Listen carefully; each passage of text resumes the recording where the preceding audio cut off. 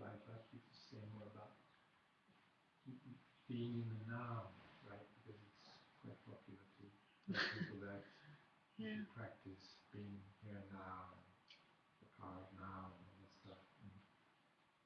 And from one perspective, of course, how could you ever fall out of the now, right? Yeah. So there's always this. But what do you think those teachers are teaching when they say be in the now? What would that look like? I think what they mean basically is pay attention to the now. Yeah, pay attention and don't drift away. Don't drift away in thoughts.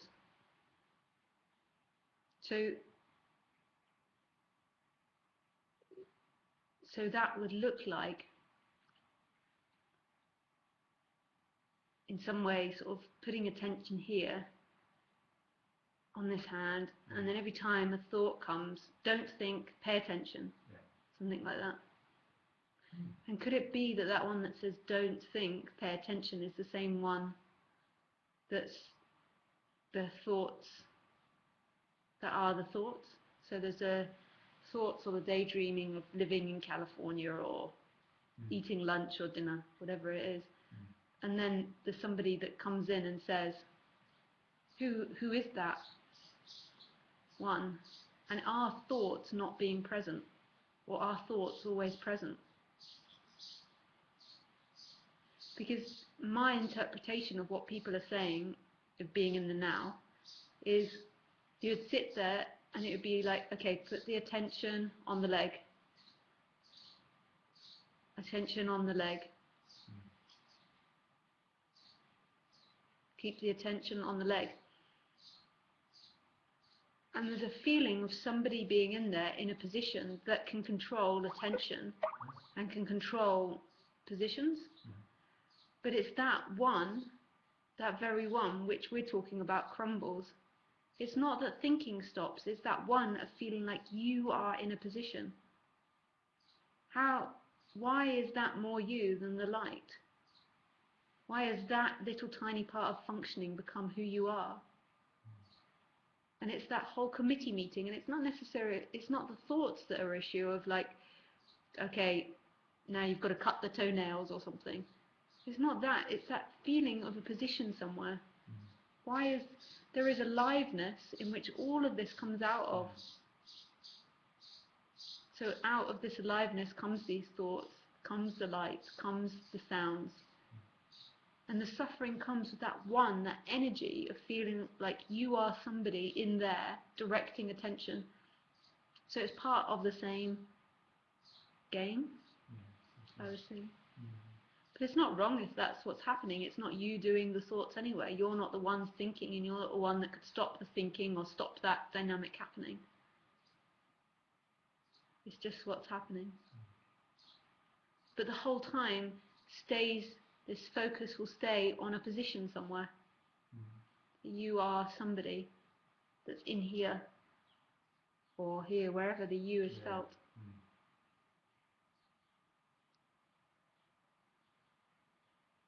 And that seems like immense suffering, trying to force the focus.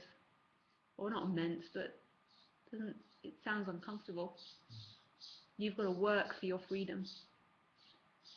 But it doesn't have to be that strict or hurtful to kind of scan your leg, scanning your body. Yeah. It's just a float, and then you can have a good float feeling in it.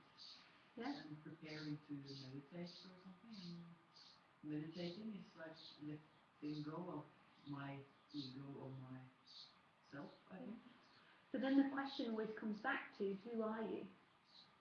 Are you that one that's choosing to meditate, or is there something much grander there? Grander. Yeah, but that's okay if there's something grander. I feel that there is something grander when I meditate. Yeah. But I'm a part of it. I'm only breathing. My body is away, and I'm only my breathing. Yeah. But that thought, that thought, I'm going to meditate, where does it come from? Where is this you? It comes from the will to be a better person. A will to be a better person. Okay, so where does this will to be, in the experience, where does this will or urge come from to be a better person? Where is the source? The source is in the conflicts with my children and my family. There it starts. Okay, so that's another idea, but that idea is arising from where? Now, like right now, where is that idea arising from? From nowhere. Right now, it's from nowhere. It just appears. Yeah. And the assumption always is saying, you are that person in the thoughts. You are the person that's in conflict, or you are the person that needs to meditate. And I know it sounds really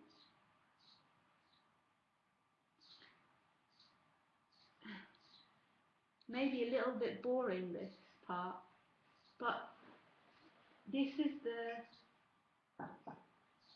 the freedom. This no-placeness, this aliveness where everything is coming from is absolutely boundless and always free. It's only this conflict of character that's for suffering. And it's always this absolute boundlessness, this absolute no-placeness. And everything is coming from that, not just the thoughts. The whole of this is coming from that place. That aliveness that's nothing. It can't be found. There's no position. And this is where then this tight energy of a character begins to crumble. This tight energy of, okay, I've got to do this, or this is right, this is wrong. This tight energy of something personal. And so it always comes, where do these thoughts come from? And there's this boundless, endless, you can't even call it space. It's like, it's everything and it's nothing. But during one day in my life, I would have very many body and mind experiences. I know. Yeah. And because that's how I live. So I choose to have some percentage of that body mind happening. Focus on meditation. So that will give me benefits during the rest of the day. But that's the assumption. Are you sure that it's you that chooses? I'm not sure. But how is choosing happening? A thought comes up to pay attention to the breath or to scan the body, and then there's relaxation. But is that who you are? That one that says, I'm going to choose to scan the body, or is that a functioning that's happening in something?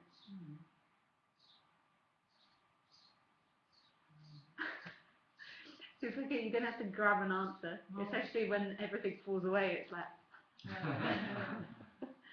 I know it's the opposite of what we're trying to get here. The longing that I have to be a calmer person, not very angry on my children and having conflicts. That's actually not what's longed for. What's longed for is the end of the one that's resisting what is.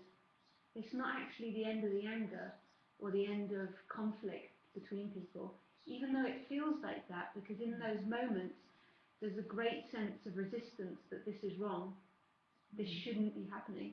So it's not actually the conflict, it's that sense of, I've done something wrong, I'm guilty for whatever's playing out now. And so then this is where this question, although it might seem abstract, it destroys this sense of personal. Where is it that choices come from? Is it you acting? Is it you that's arguing with your kids, or is there just arguing happening? And like, where does this thought come from? I am choosing to meditate. Is there somebody there that chooses to have that thought? Well, I'm there to choose that. Thought. Who's that I? My intellect. Intellect. Catherine's intellect. Catherine's. So it feels like an energy, right? It really feels like there's somebody there choosing. Yes, because I'm fulfilled with this willingness to be a better mom. Yeah. That's what I want, and I don't want my children to remember me as an angry person. That's because I can choose to ask, is there really you being angry, or is there anger, only anger? Yeah. You ask me, and for me maybe it's only anger, but I know for my kids they see an angry woman, and that's their mother. So I try to read their minds and do not want to destroy them with anger. The way life is though, and this might be really unsatisfying for that part that longs not to be seen as angry, is that life happens and it feels like you have the choice to control anger or get rid of anger, and that your happiness will be in not thinking that your kids see you as angry. But that's not actually what's wanted. What's wanted is the end of that one that's looking for a certain experience. Life is what it is. And the kids might not perceive you as angry, but then they might perceive you as too giving or whatever it is. They might perceive another negative. They might perceive a more positive, who knows? Yes, but I have focused on the anger part, so it might be another thing. But so the trick to this is, if there is any trick, there's not really, is where is this you? When it happens, or who is this you? It feels like who you are is this committee meeting, this one that says, okay, let's not be angry with the kids. Let's devise a plan. Okay, we're going to meditate. And it has a little conversation, and it feels like this energy. There's an energy there of you, and it's jumping from the side to side of this discussion. And it feels like it's inside the body or inside the head. It feels like you're inside something.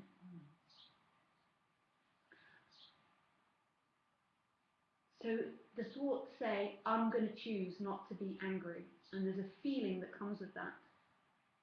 But how is that thought chosen? How does that thought appear?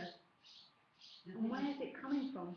My anger is so fast, it's like lightning. Yeah. And it strikes me.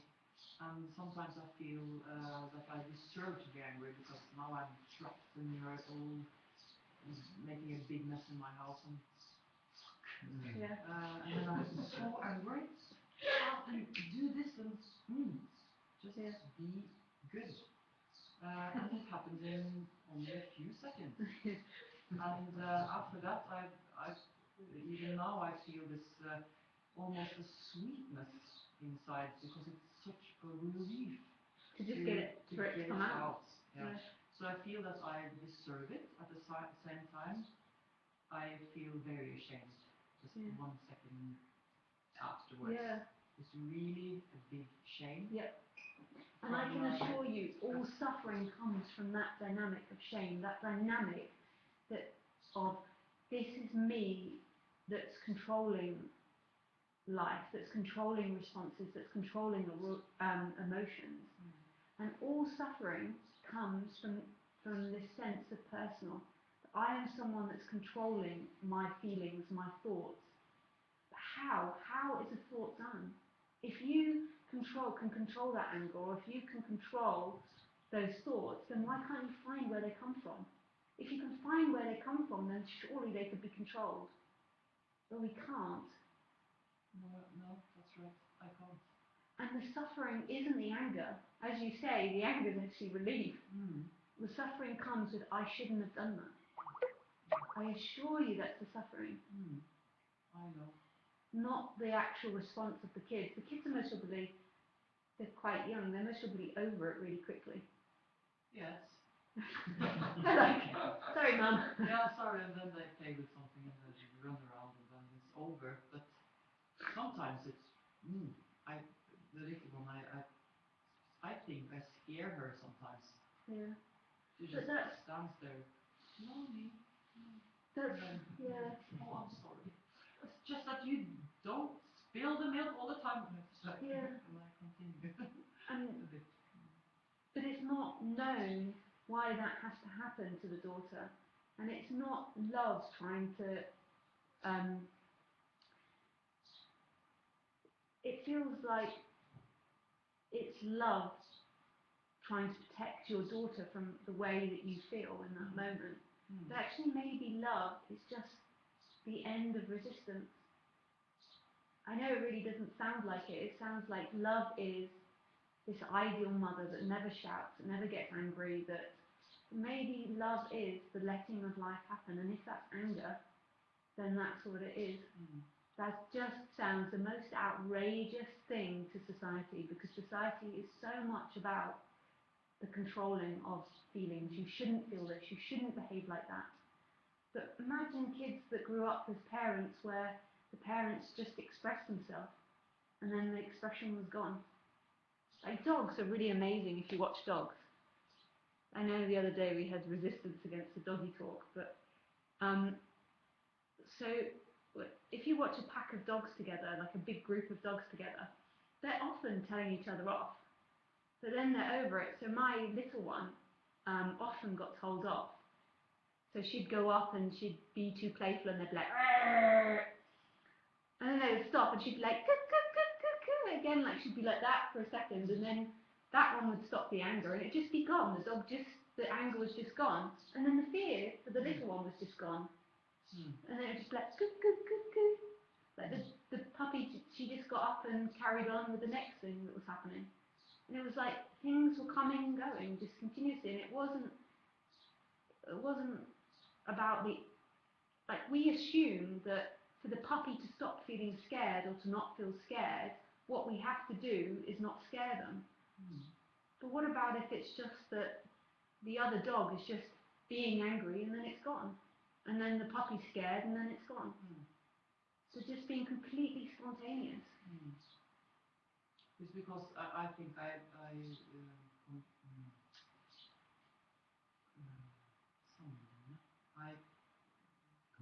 compare myself to my daddy. He was also a kind of an angry man, and he scared me. But he was angry in another way.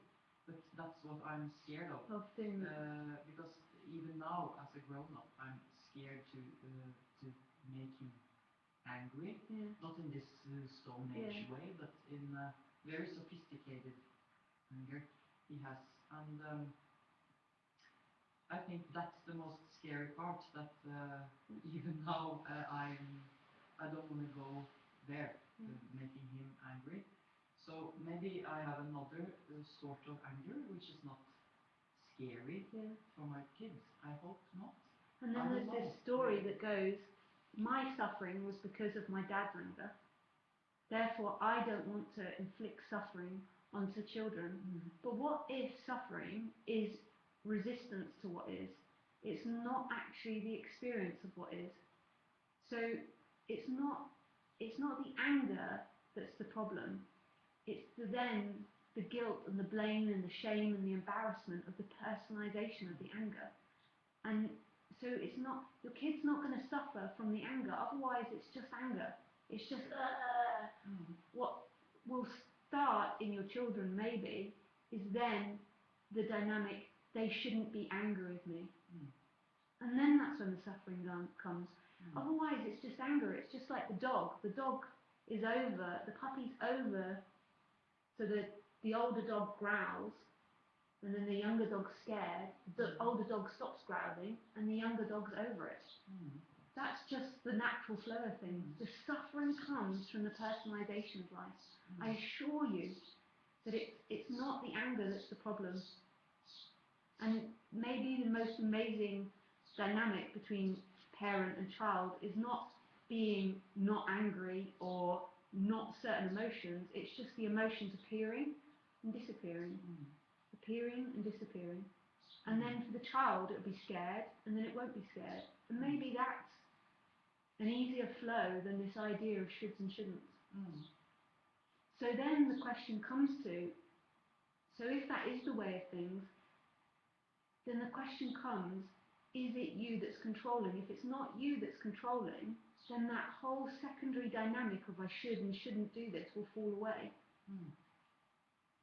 Like I've got life wrong.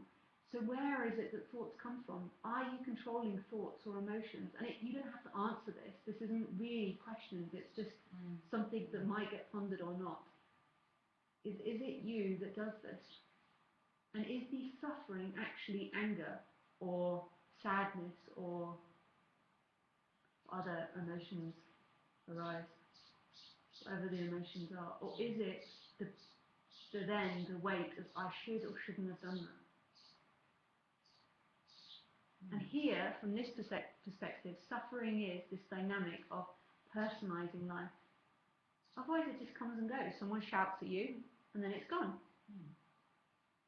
So it's not they shouldn't have done that, I shouldn't have done this, I'm really bad, they're really bad, I'm guilty. It's just what it is. It's blah, blah, blah, blah. And then it's gone. And animals are so amazing to watch for this. Like these dogs on the beach, they were always fighting over food, and it would be like, fight, fight, fight, fight, fight. And then they'd pee. It was just, or they'd shake, or they'd just get up and be like, no.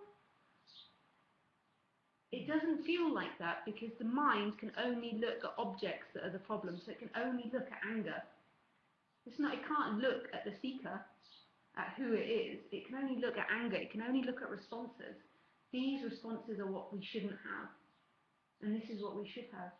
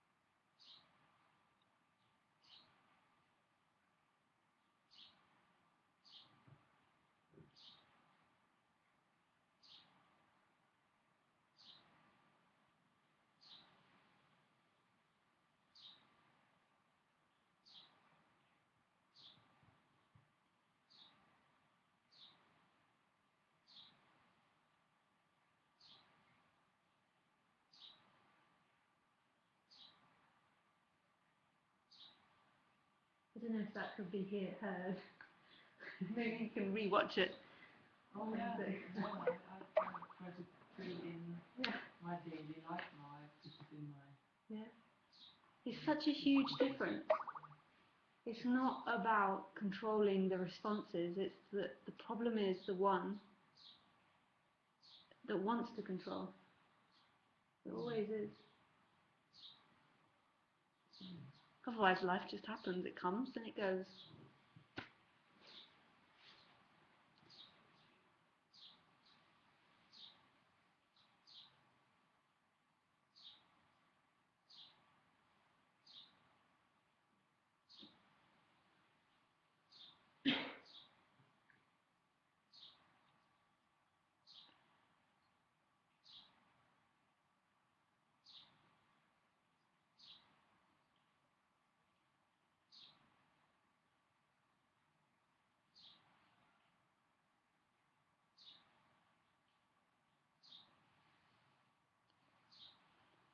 It's quite a full-on subject because society is always teaching morality and always teaching what's...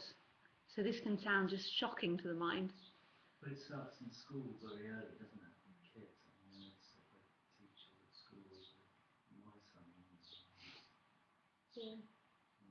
And I'm not even suggesting it should or shouldn't be taught the laws of society, but it's just seen as an impersonal functioning. It's not somebody's fault. No, but they get that guilt thing quite early. Yeah. They're right and wrong. And I've done this, I shouldn't have done that. And I shouldn't behave in such and such a way. And that is the weight of suffering. It might be noticed that next time suffering's happening, it's all around personal doership. That you did something wrong. And so this is why, when it begins to be seen, there is aliveness, and there's stuff just appearing out of liveness. It's the same with emotions, feelings, and thoughts. It's not somebody choosing to have them. They just appear.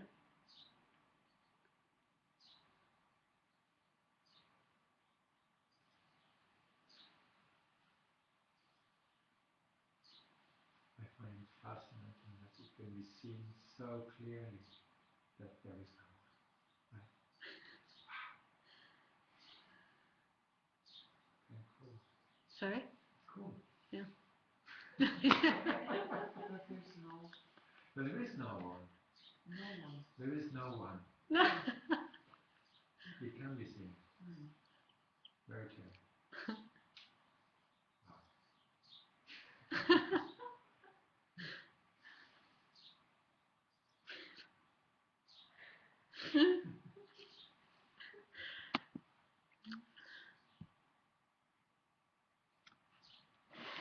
Oh, it's too low now, the recording. Oh, okay. Okay, we'll turn it back up now.